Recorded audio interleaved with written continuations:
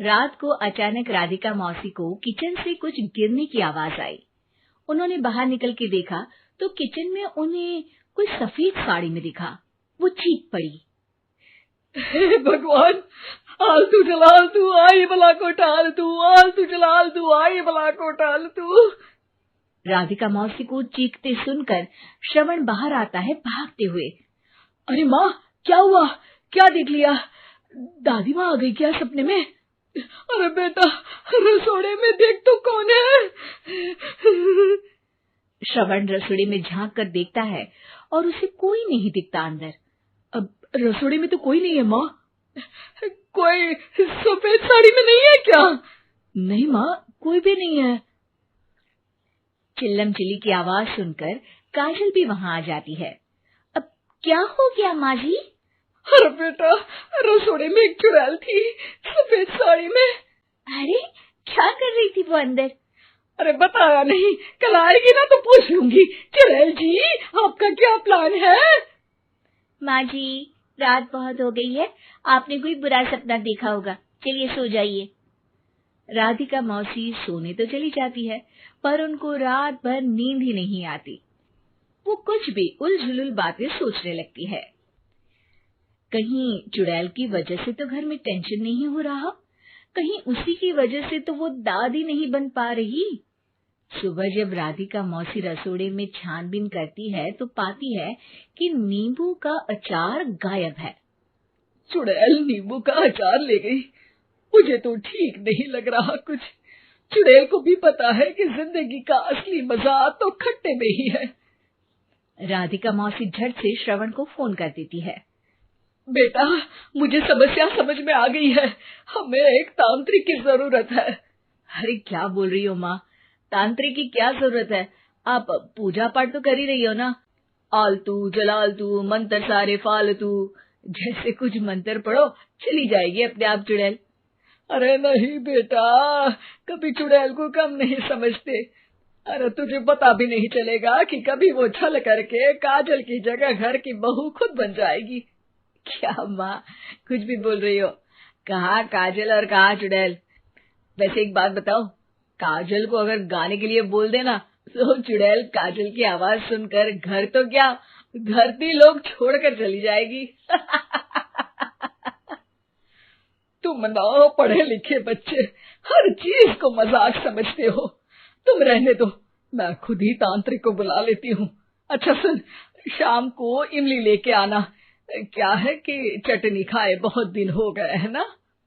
नहीं माँ, इमली तांत्रिक से ही मंगवा लो ना, आटा वगैरह भी उसी से पिसवा लेना। देखो मुझे काम करना है।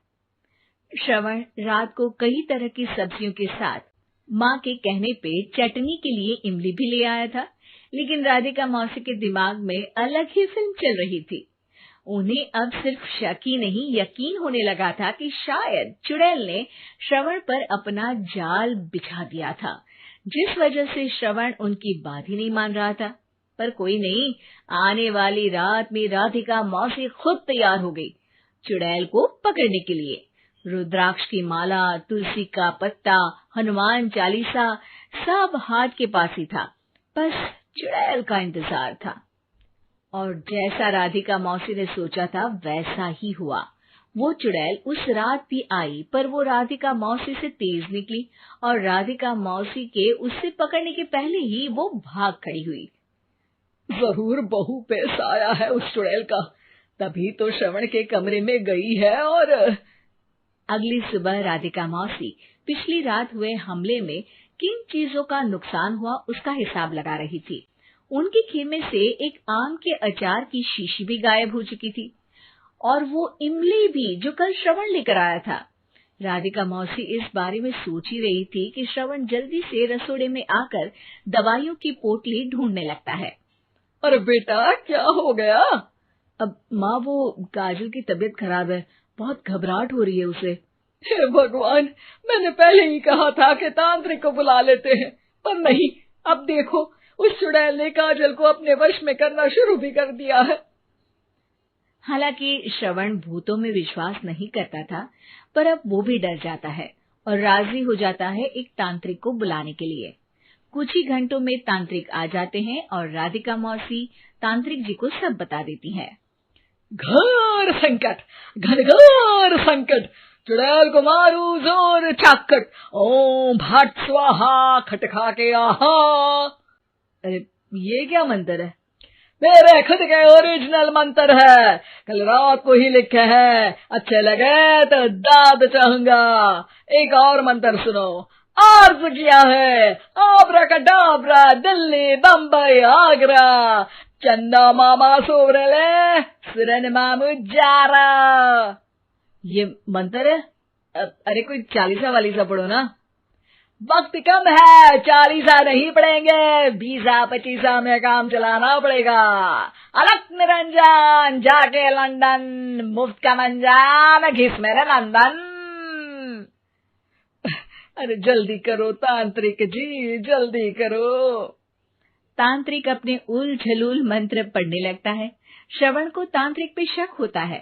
वो अपने एक डॉक्टर दोस्त को कॉल कर देता है ताकि कोई अनहोनी हो तो इमरजेंसी में चीजें मैनेज हो जाए। तांत्रिक धुनी रमाता है, जिसकी वजह से कमरे में काफी धुआं हो जाता है और जिसकी वजह से बहू की घबराहट बढ़ जाती है। अब भागेगी चुड़ैल। हाँ। बहू खांसते हुए धुएं से बचने के लिए बाहर चली जाती है। अरे भाग रही है, भाग रही है। पीछे पीछे श्रवण भी जाता है। बहू एक सोफे पर बैठ जाती है। तभी डॉक्टर दोस्त आ जाते हैं और श्रवण को पानी लाने के लिए कहते हैं। थोड़े चेकअप के बाद डॉक्टर कहते हैं, मेरे हिसाब से जाप का काम पूरा हो गया है। क्या मतलब? अरे कुछ भी नहीं माँ, कोई चुड़ैल नहीं है, खुशखबरी है, अब दादी बनने वाली है। मगर वो सब अचार के डब्बे। श्रवण दोनों अचार के डब्बे अपनी माँ को दिखाता है, जो कि उनके बिस्तर के नीचे छुपे हुए थे। आपने सही बोला था माँ, वो चुड़ैल काजल ही थी जो खट्टा खा रही थी। हमें कल ही पता चला, पर हमने आपको ये तांत्रिक वाला काम करने दिया ताकि आपको भरोसा हो जाए कि भूत वगैरह कुछ होता ही नहीं। अच्छा अच्छा, ये तो बड़ी खुशी की बात है, पर बेटा मुझे एक झाड़ू तो ला दे। क्यों माँ? ये तांत्रिक का भूत उतारती हूँ मैं। अब तांत्रिक राधा मौसी के डर से घर से भाग निकलता है और राधा मौसी उसके पीछे भागती है। अरे संकट ये घनघोर है, तांत्रिक मुआ चोर है।